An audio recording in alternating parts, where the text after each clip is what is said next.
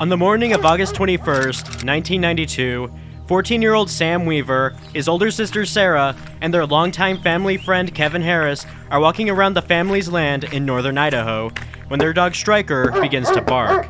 The boys rush into the woods, pursuing the distant barking. Meanwhile, Sarah returns to her family's cabin to tell her parents. The boys rush through the forest in hot pursuit of the dog. But when they emerge out the other side, they see the dog barking at three strange men in dark.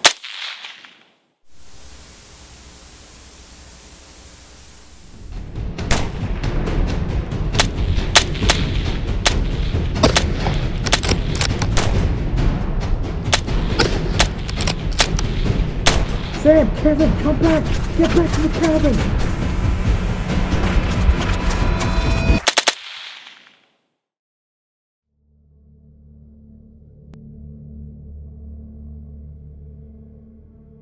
Within mere moments, Sam was dead. He was shot in his back and his arm. His lifeless body now littered the forest floor. Kevin would get one last shot off, mortally wounding one of Sam's murderers. What the boys didn't know was that the men responsible for killing their dog were U.S. Marshals. They had been spying on the family for over a year to serve an arrest warrant for their father, Randy Weaver, who years prior had sold an illegal short-barrel shotgun to a federal informant who had forced him into committing a crime. Because of government overreach, multiple people would lose their lives in the shooting and subsequent standoff between the family and law enforcement. To this day, the events that transpired on Ruby Ridge are some of the most infamous cases of government overreach in American history.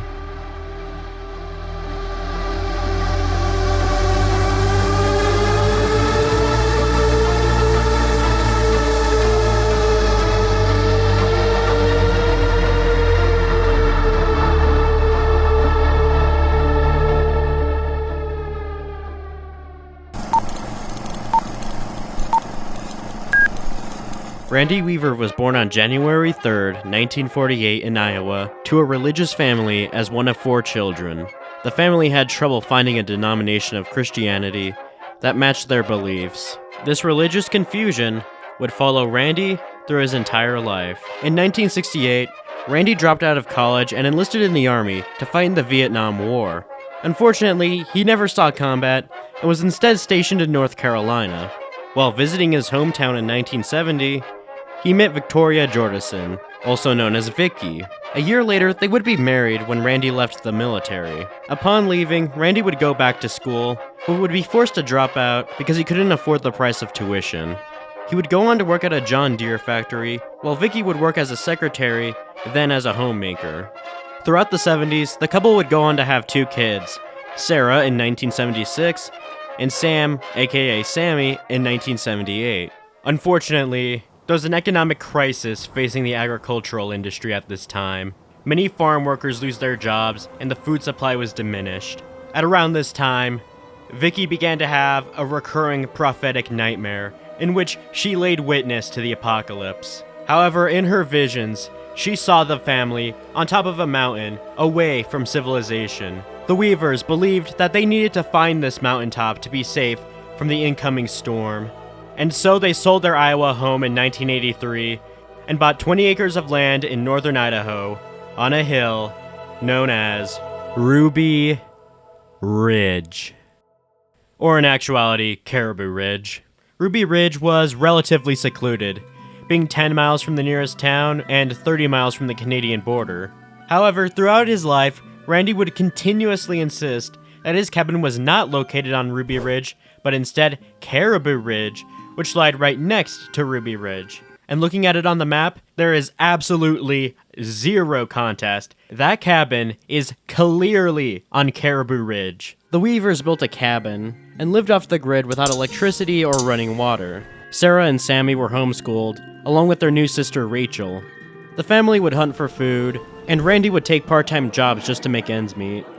The family lived in abject poverty, and mostly survived off their land because they feared the end of the world was approaching. Randy had his first run-in with the law in 1985 after his neighbor, who had just lost a land dispute with him in court, did what any reasonable man would do if he lost $5,000. Your Honor, this man stole my land and built a ghetto house on it. I don't want to hear you. But, this man is a thief. His son called me a sucker. Who cares? Your Honor, this man stole my land and you aren't doing anything. You're a moron. So's your mother.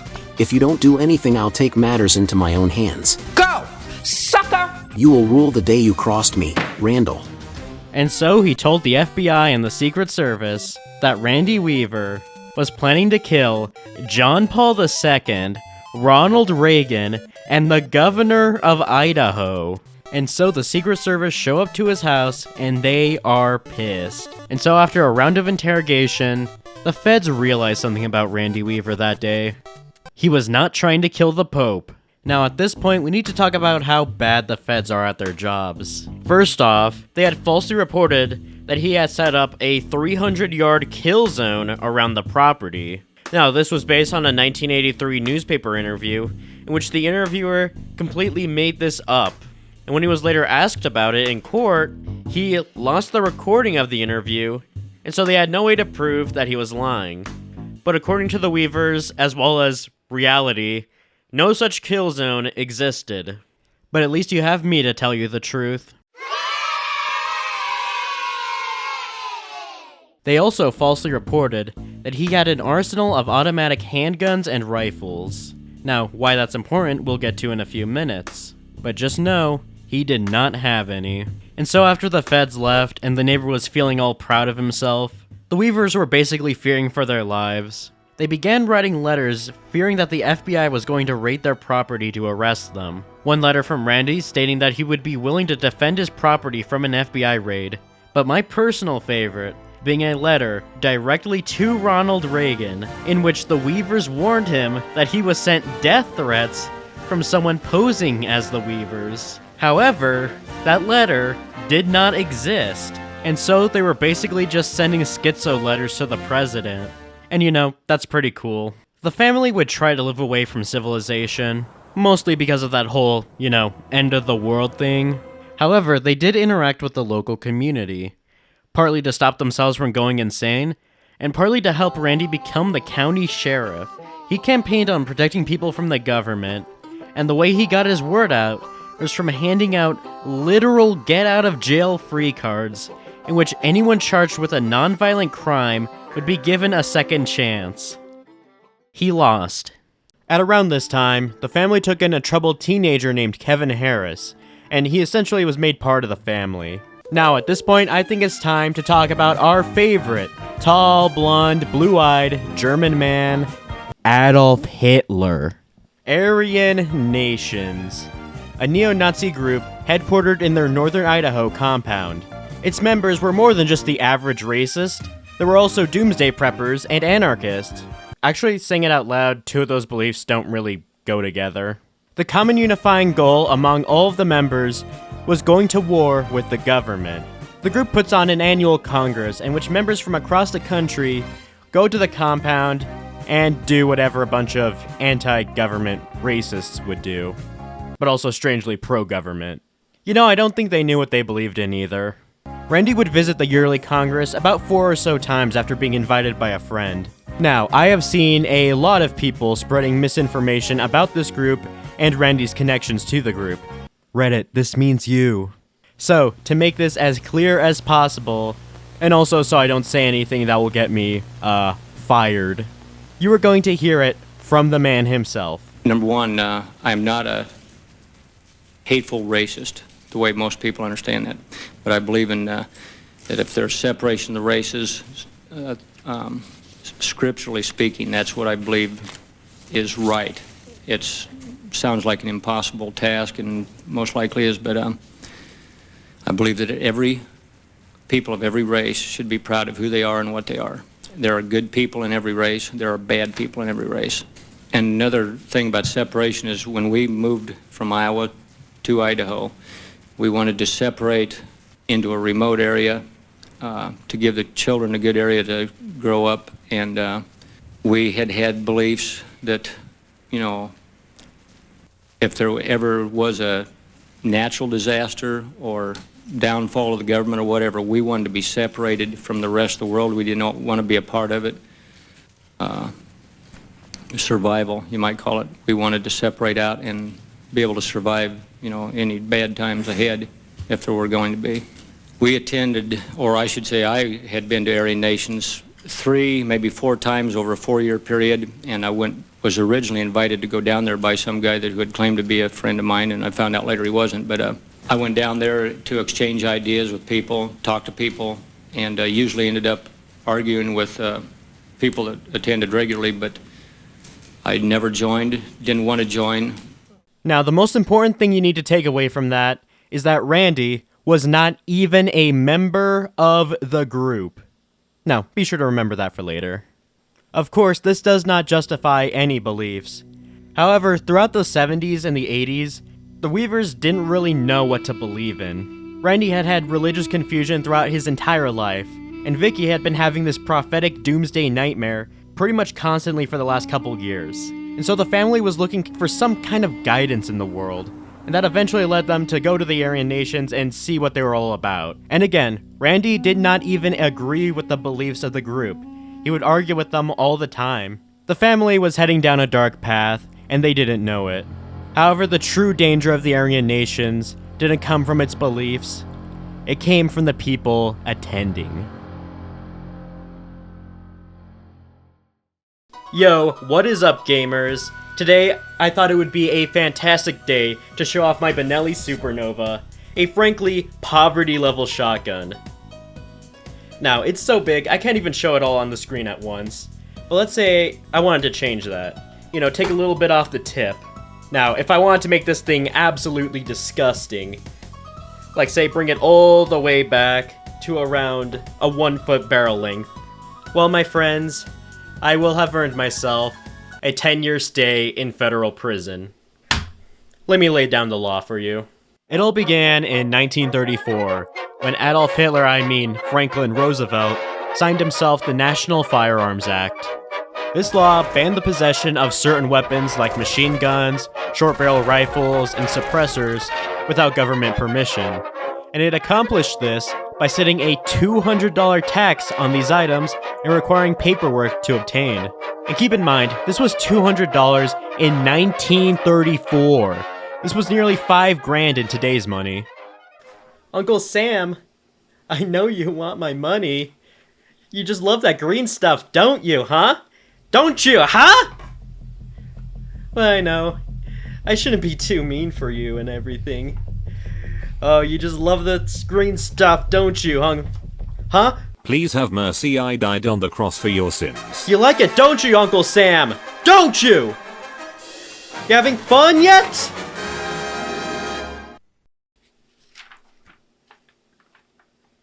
I think he might be having a bit too much fun. The government's justification for all of this was preventing gangs from getting the guns they like to use. And for those of you who don't speak politician, let me explain. It placed arbitrary restrictions designed to hurt the gun industry and stopped anyone who wasn't a wealthy elite from getting access to several firearms through the equivalent of a $4,800 tax in today's money. Now that's pretty bad. It's almost as if this law only existed to stop the poor people from owning guns, and does absolutely nothing to stop the criminals who use them. But hey, it sure did make it a hell of a lot easier to throw Japanese Americans in concentration camps. The governing agency responsible for collecting the tax is the Bureau of Alcohol, Tobacco, Firearms, and Explosives. Apparently explosives weren't important enough to be in the acronym. The ATF is also responsible for tracking down untaxed firearms, and they do this by any means necessary, even if it involves breaking multiple laws and staging their own crimes for them to investigate.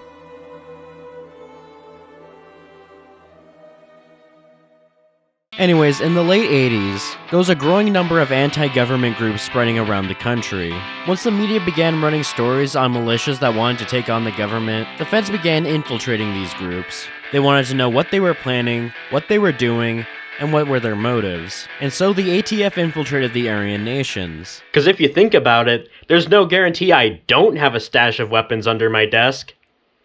Ignore that. And so the ATF sent in Agent Fadley. I have seen like 3 different names for this guy while researching this video. I think this was his actual name, but I'm not too sure. So we'll just roll with this one for now. Anyways, he infiltrated the Aryan nations by pretending to be an arms dealer who worked with motorcycle gangs. At the 1986 Congress, he met Randy Weaver, and he would continue to meet with them for over 3 years. At one point, Weaver even suspected Fadley of being an informant, to which he had his friend pat him down, and they never found his wire. I don't know, I guess they just didn't do it right. The ATF wanted to gather evidence of wrongdoing by any means necessary, and to gather evidence of NFA violations, they first had to learn if anyone had restricted weapons or were willing to sell them. In 1989, the informant asked Randy to sell him 2 short-barrel shotguns. To Randy, this deal made absolutely 0 sense, but this is federal law enforcement we're talking about. It doesn't have to make sense. So long as they force an innocent man to commit a crime, they all get paid.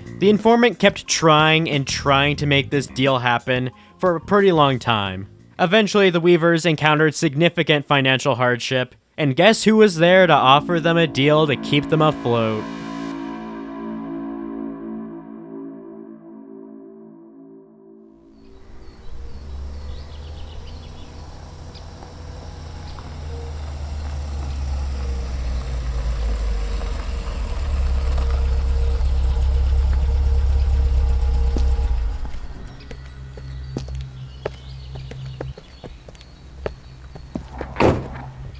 Got the guns in the back of the truck. So, how sure did you cut him? Cut them right where you marked, 13 inches. Damn, fine work. So where's my money? Ooh, well, I can only afford $450, and I got $250 on me today. Look, I get it, your family's struggling, and that's why we're doing this. Once we get this operation rolling, I promise you'll get the bigger cut for your craft. I need 700. Can't do it.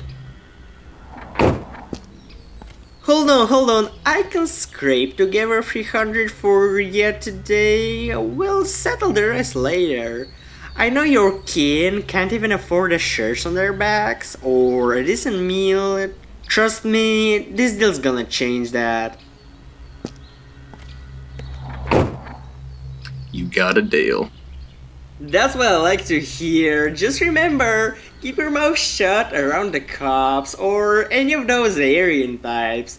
You never know which one's a damn cop.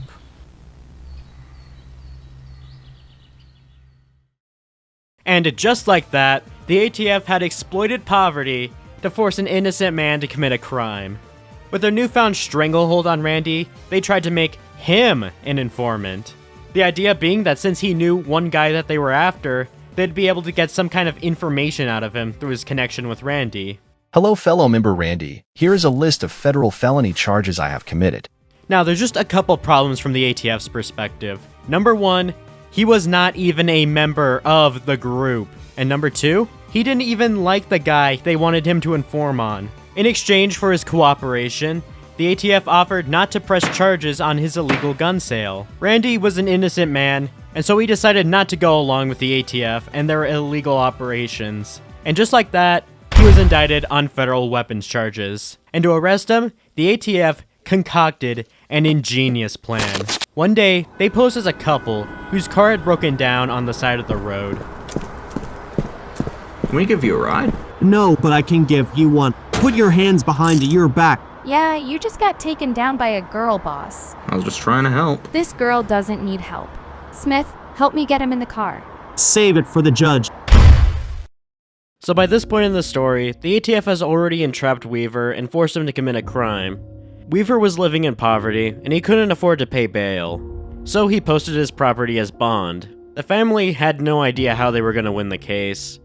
And since Weaver was too poor to afford a lawyer, a public defender was assigned to represent him. I may not have a well-paying job, but I still have student loans to pay.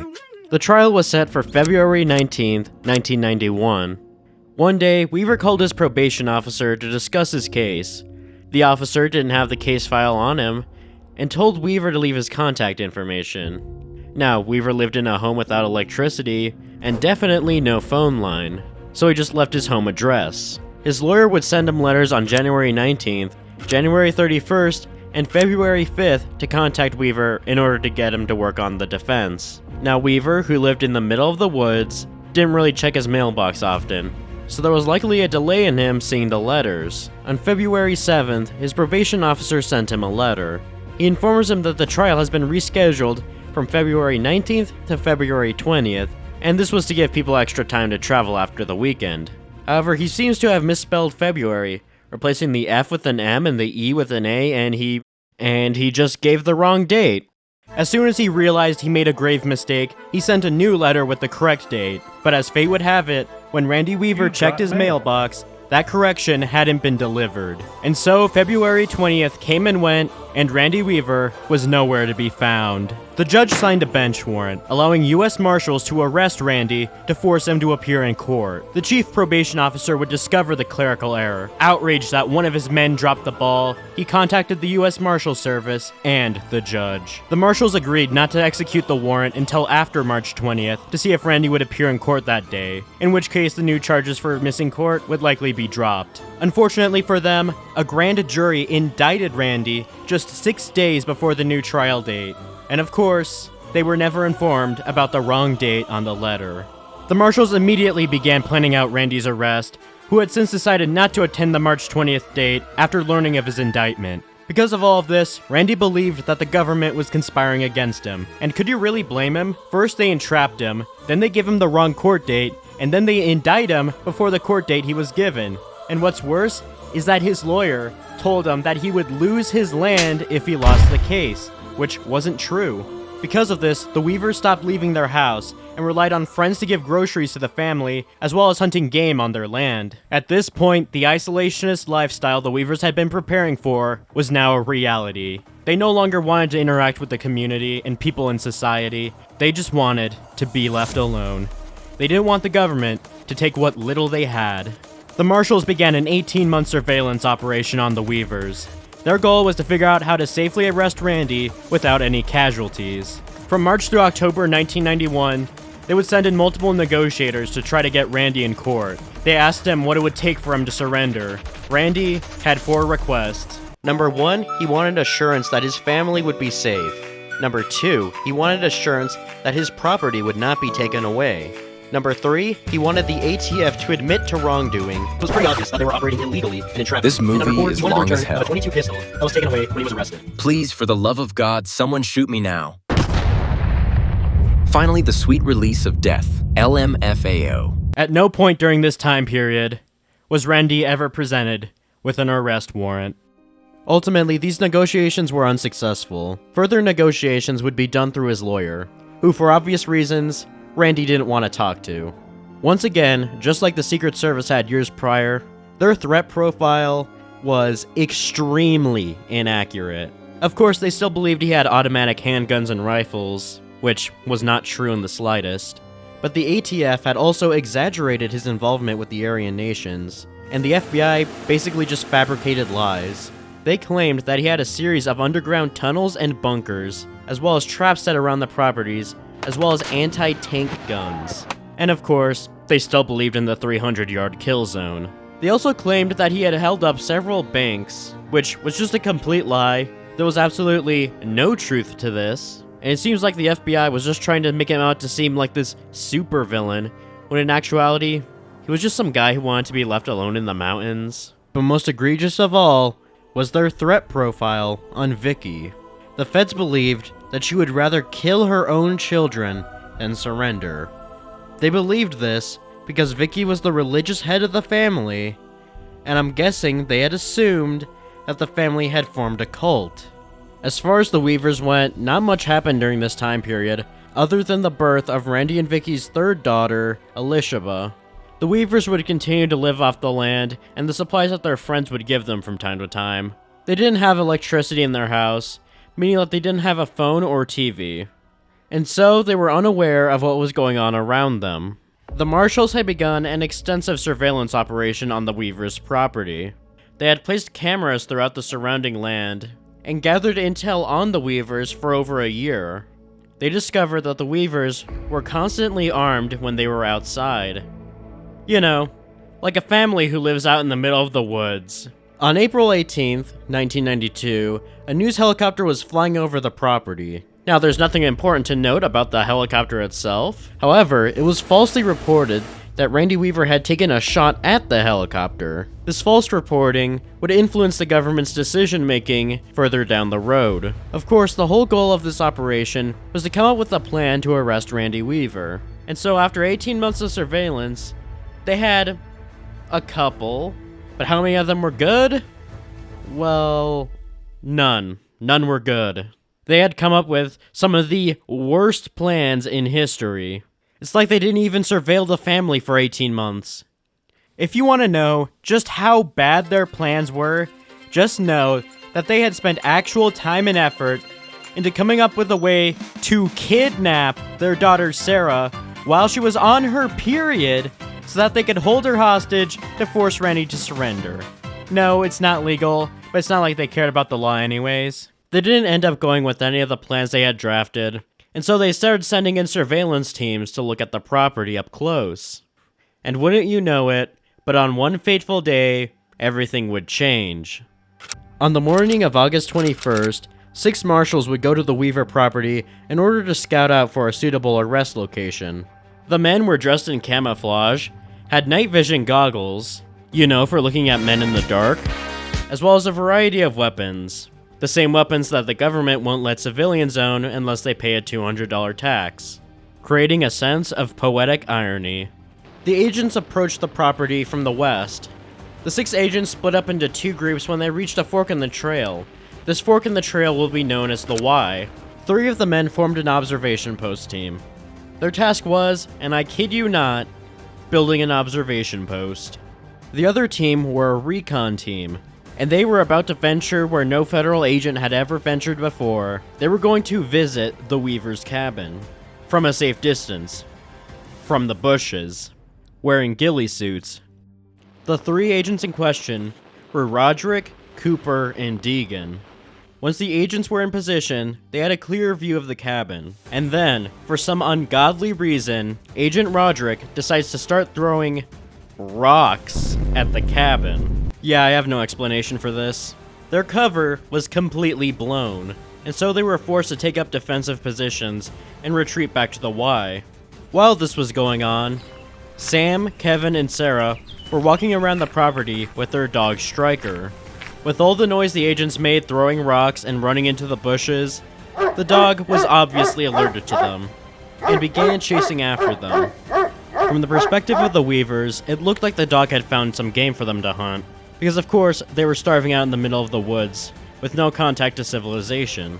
Jumping at the opportunity, Sarah ran back to the cabin to tell her dad, while the boys took off after the dog. Randy would then also take off after the dog, but took a different route through some logging trails. The agents were able to set up a defensive position at the Y, but within the matter of just a few minutes, Randy would reach their location.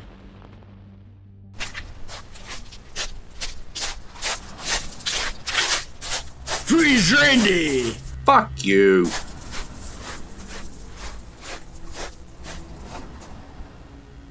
They shot Striker! Sam, Kevin, they shot Striker! Sam, Kevin, come back! Get back to the cabin!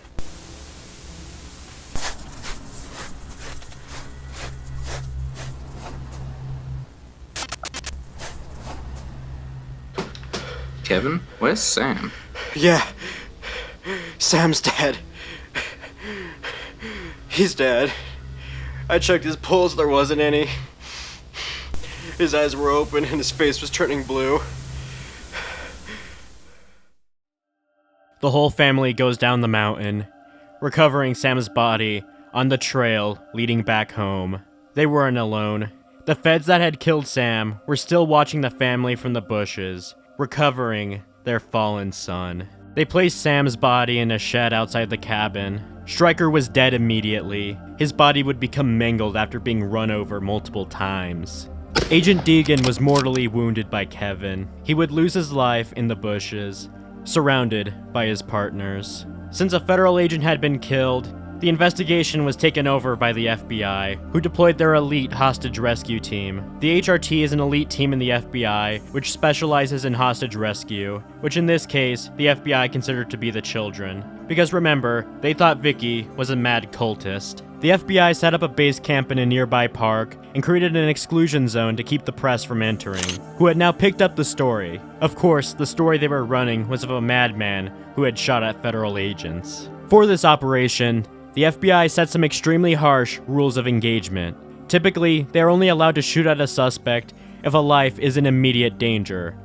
But the FBI revised these rules based on the false information they had about the Weavers. The new rules stated that deadly force could and should be used on any adult in the area around the cabin observed with a weapon. This was a shoot-on-sight policy.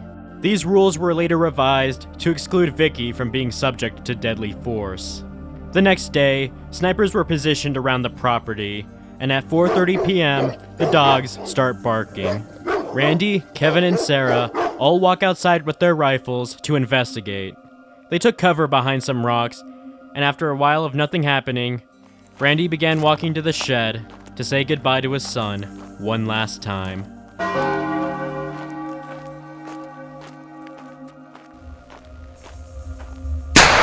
I've been shot. Where? In the arm.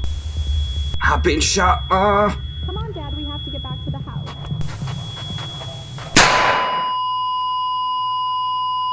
Vicky was shot in the head and died instantly. Her body fell on the floor next to Sarah, still cradling 10-month-old Elishaba, who was now covered in her mother's blood and fragments of her skull. Her body littered the entryway, keeping the door open. She had died trying to protect her family. Randy and Kevin were both shot in the back, with Kevin being severely wounded. He believed the end of his life was near. They placed Vicky's corpse in the kitchen. From that day on, the Weavers feared that if they stepped outside their home, they would be shot on sight.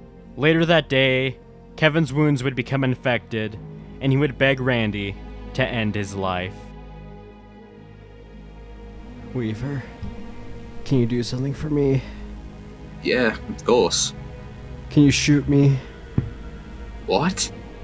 Doing when I'm not looking, just put me out of it. No, I can't. Please just do this last thing for me. I won't make it out alive. Do it. Please. Put me out of my misery.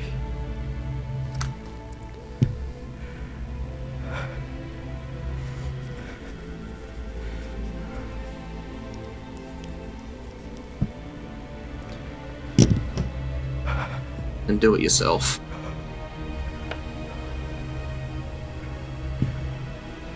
Can you get me a blanket?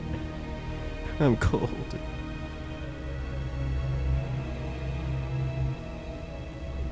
Later that night, the agents were roaming around the Weavers' property, even going into a laundry room under the cabin. Randy woke up in the middle of the night and decided to give them a piece of his mind. They killed his wife. Vicky was dead. They murdered his son Sam and wounded his other boy Kevin. They shot him in the arm and they shot his dog. They took everything from this family. All over what? What was it that made people do this to him?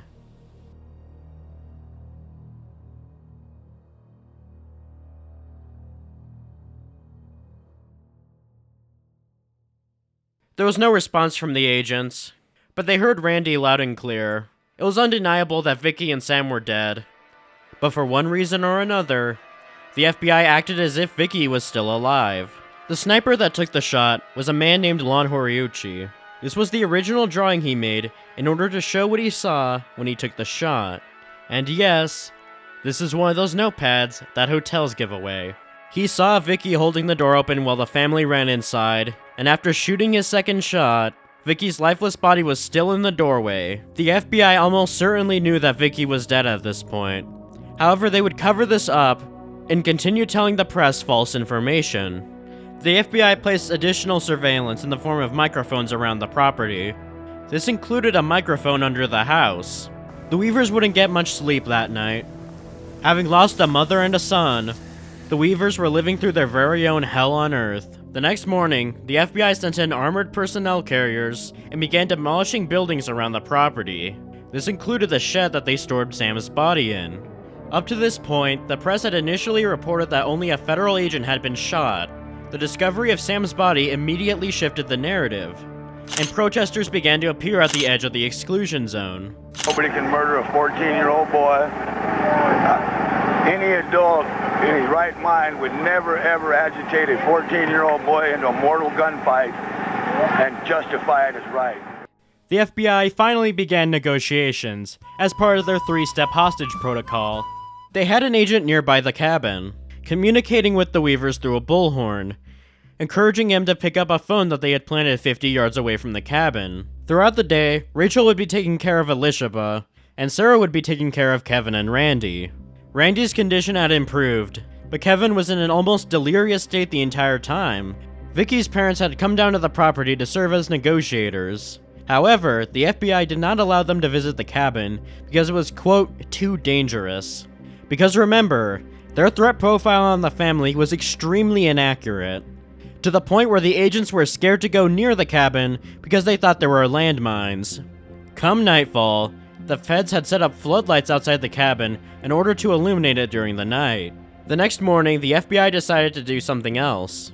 Instead of having Randy come pick up a phone 50 yards away, or finding the agent with the biggest balls to walk the phone over to the cabin, they decided to bring in a robot. The robot the FBI used was essentially a remote-control tank with a phone line attached to it, and a shotgun, but we don't mention that part. The one thing you need to understand about FBI negotiators is that they're more like agitators.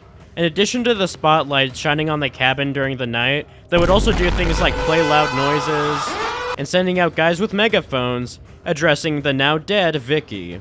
Of course, the FBI knew Vicky was dead by this point. If the sniper didn't tell the FBI, then the FBI knew from the microphones and Randy literally telling them that Vicky was dead.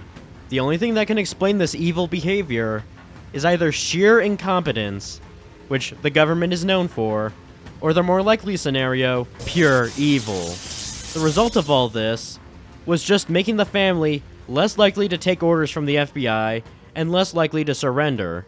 The FBI would continue agitating the Weavers, and the Weavers would continue to not leave the cabin, in a stalemate that would last until the 28th. Now, what happened on the 28th? I'll tell you. It was a miracle. It was a modern-day miracle. In the crowd of protesters on the road that leads to the cabin, there was one man, the only man who could end this standoff, the FBI's new civilian negotiator. But he wasn't just some average Joe, alright? Let me start off with two words. Made in America. He was more than a man. He was a force of nature, defining the very definition of a hero, with an unwavering determination that transcends time. He was the savior of the broken, the beaten, and the damned. He was former Special Forces Green Beret and third-party presidential candidate, Bo Greitz. He rode up to the cabin in the APC and got closer to Randy Weaver than any Fed before him. Bo was going to expose the death of Vicky to the media, and the FBI was powerless to stop him. Knowing this, they finally revealed the truth. They went out on Saturday because the dogs that were not shot began to alert again. This is Saturday morning. They went out, and Randy said to me that he went to the shed to say goodbye to his son. He said as he reached up with his right hand to unlatch the door to the shed, a bullet went through his arm and exited out his armpit. He said that he turned around and exclaimed to Kevin to get back into the house. As they were running back into the house, Vicky opened the door, was holding the baby in her arms, saying to come in, come in. Kevin was in the lead. As Kevin started to enter the house, a bullet struck Vicky in the head, doing massive damage to her head and killing her instantly. The negotiations were actually making progress, because unlike the FBI, Greitz was actually listening to the Weavers. Bo was even writing to one of the greatest defense attorneys of all time to have him represent Randy, to which he began looking into the case, and promised to defend Randy if he believed he was innocent. Bo also removed the robot with the phone that the feds wanted Randy to pick up. As it turns out, it was equipped with a sawed-off shotgun. Ironic. On the third day of Bo's negotiations, he convinced Kevin to come out of the mountain in order to receive medical treatment. Without it, he may have died, and so he was carried off the mountain in a stretcher, given some medical treatment, and then arrested. Bo and his friend Jack McLam eventually returned to the cabin with a body bag in order to retrieve Vicky's body. Initially, the Weavers were opposed to it. However, with some convincing, they allowed him to retrieve the body. He would also continue to negotiate for Randy's surrender, to which by the end of the day, Randy agreed to discuss it with his daughters. It was now the 10th day of the standoff. The FBI was getting impatient. It wouldn't be long before a full assault on the cabin would be ordered. And so Bo was working under pressure to make sure that Randy surrendered. He showed up to the door early in the morning in one last attempt to have him surrender.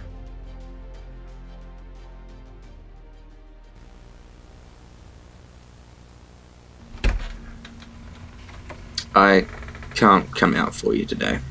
Oh dear Lord. I'm sorry, we can't leave.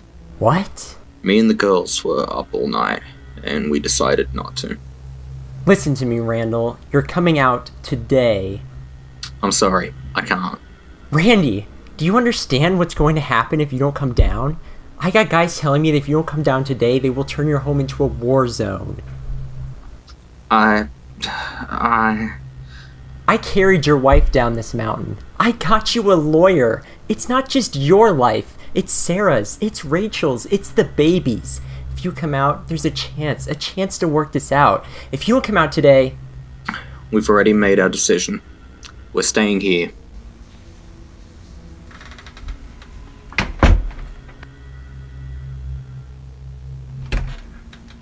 Girls, get your things together. We're leaving.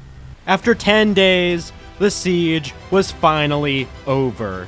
Bo escorted the Weavers down the mountain until they reached the FBI camp, which they nicknamed Camp Vicky, in case he didn't already think they were evil.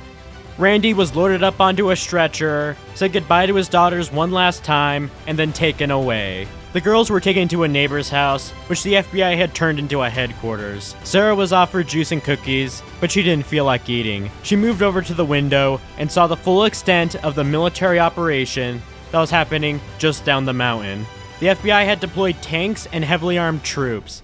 They're spending $1 million a day in taxpayer money to force a scared family from their home. The girls were taken to the meadow to say bye to their dad for the last time before he was loaded into a helicopter and taken to prison.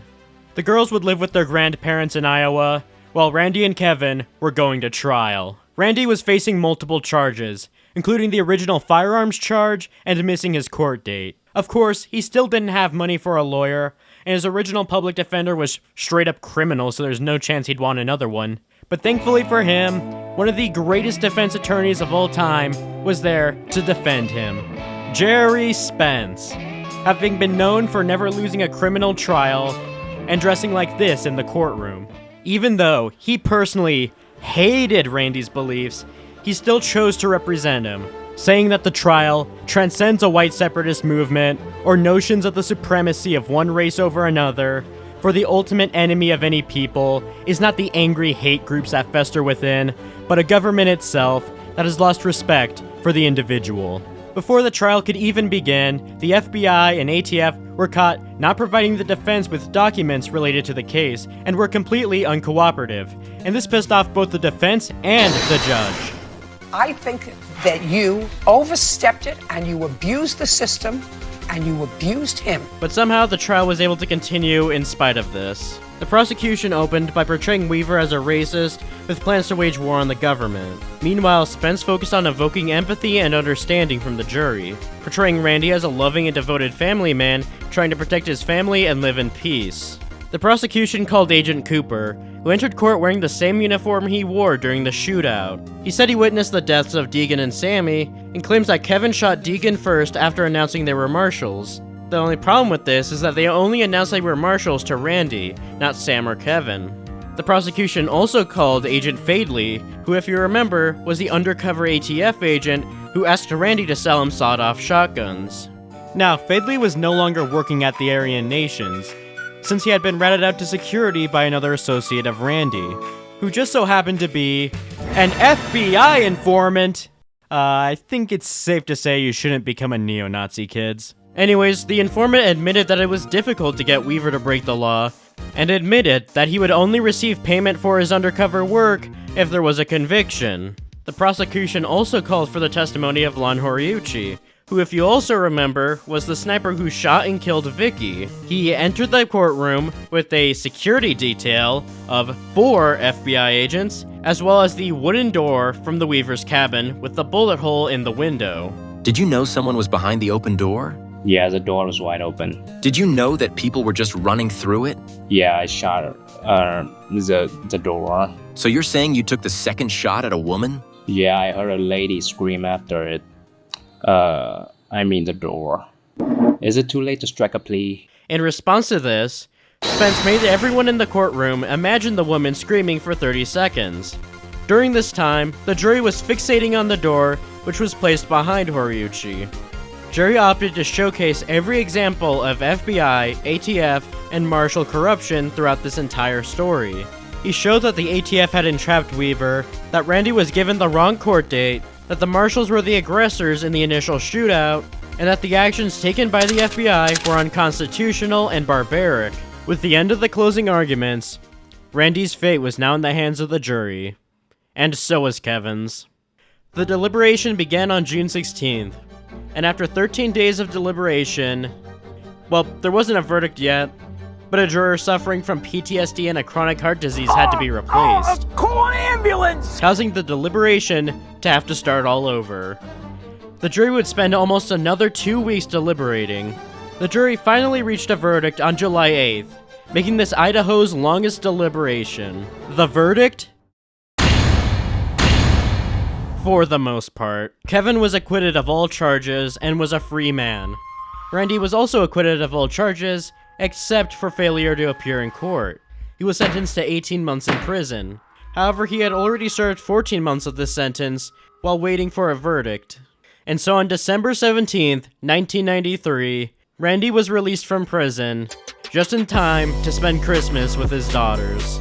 Now that Randy and Kevin were free men, they filed civil suits against the government. They were seeking $200 million in damages. The Weavers eventually chose to settle out of court in 1995. Randy received $100,000, and his daughters received $1 million each for the wrongful death of Sam and Vicky. Of course, the government did not admit to wrongdoing. Kevin would not receive a settlement until 2000, in which he received $380,000. A Senate subcommittee was set up in 1995 in order to examine government overreach within federal agencies.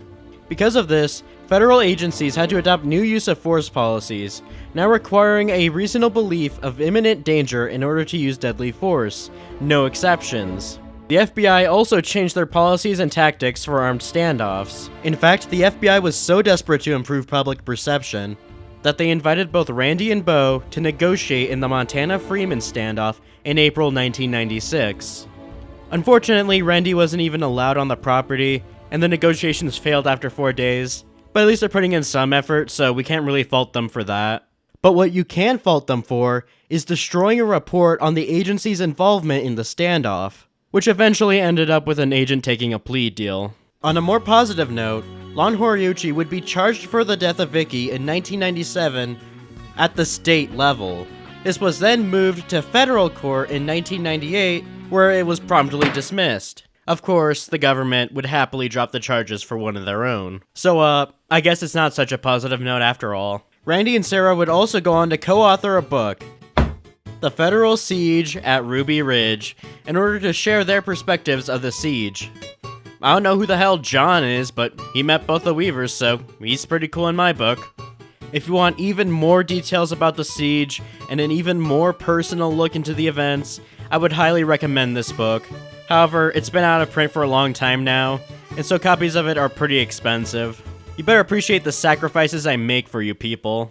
As for the family itself, Randy would remarry in 1999, and the family would relocate to Montana, where they live to this day. Randy's eldest daughter, Sarah, being especially scarred after the siege, would be diagnosed with depression and PTSD. She would eventually overcome her trauma, and by 2012, she became a born-again Christian, expressing forgiveness towards the agents who were involved in killing her mother and brother. She would go on to start her own business, and publish another book on her own. She also created the website rubyridgetofreedom.com, which was an interesting read, and I'd highly suggest you check it out. The family would fade from the public spotlight, with only Sarah doing constant interviews to this day. Kevin came back and he was crying, and he said Sam's dead, and I didn't want to believe it. My life fell apart. And eventually, after living a quiet rest of his life, Randy would pass away on May 11th, 2022, at the age of 74.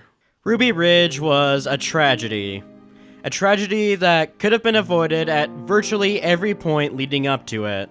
Of course, Randy made a series of terrible decisions throughout his life, and whether you like him or not, he didn't deserve anything that happened to him. From the ATF trying for years to get him to commit a crime so that they can get paid, to the marshals who failed to even serve him with an arrest warrant and killed his son, to the FBI who murdered his wife in an act of criminal negligence and then proceeded to cover it up. People can and will make mistakes. Randy made plenty.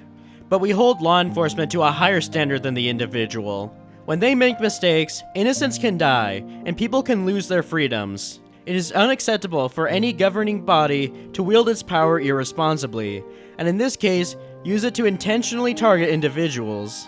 Everything that happened on Ruby Ridge was an act of pure evil or of negligence, even though it was actually Caribou Ridge. From these tragedies, change is made.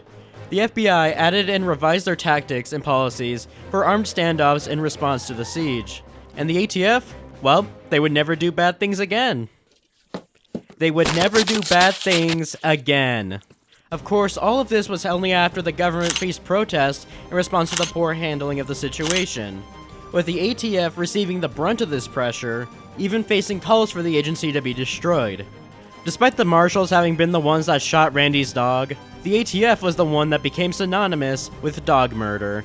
Even 30 years later, every time the ATF says anything, even when they post a picture of one of their agents pointing a gun directly at his cock, there are still people talking about them shooting dogs.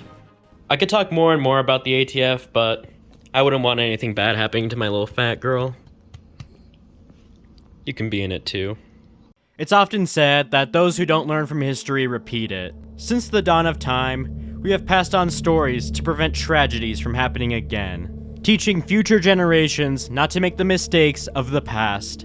And that's why we have to learn from the tragedy of Ruby Ridge. We can't allow those mistakes to happen again. Otherwise, the consequences will be damning. That is why we can't let the memories of Sam, Vicky, and Randy Weaver fade away. We have to learn from what happened and hold those in power accountable. After all, it was a lack of accountability anywhere in government and a sheer desperation to improve public perception that would lead the government to do what it did next. This M60 vehicle, this combat engineering vehicle, make large holes in the side of this building and pump tear gas in there.